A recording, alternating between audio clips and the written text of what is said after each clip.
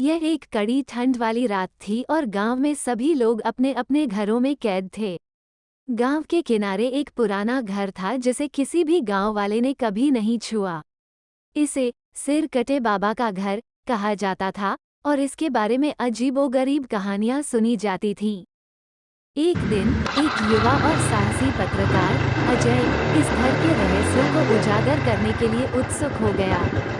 उसने ठान लिया कि वह रात को इस घर में रात बिताएगा और सब कुछ पता लगाएगा।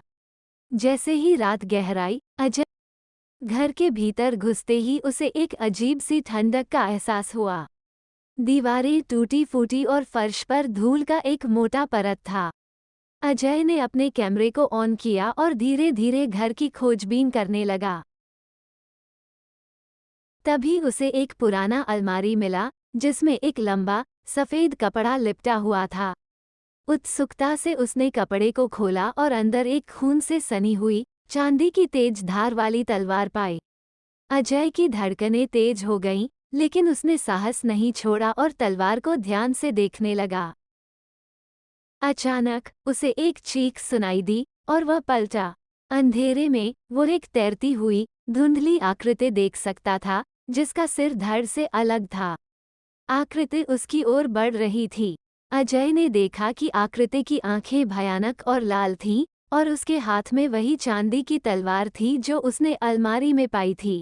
डर के मारे अजय की टांगें कांपने लगीं।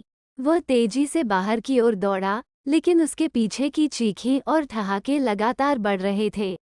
जैसे ही वो घर से बाहर आया, उसने पलटकर देखा कि पुराना घर और भी अंधेरे में समा चुका था और उसके चारों ओर रहस्यमय तरीके से चमकते हुए लाल आंखें उसकी ओर देख रही थीं।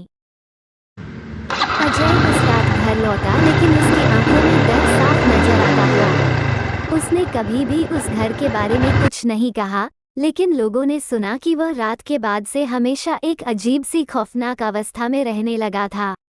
गांव वाले कहते हैं कि सिर कटे बाबा की आत्मा अब भी उस घर में भटक रही है और जो भी उसकी तलवार को छेड़ने की कोशिश करता है वो उसे कभी भी नहीं छोड़ती।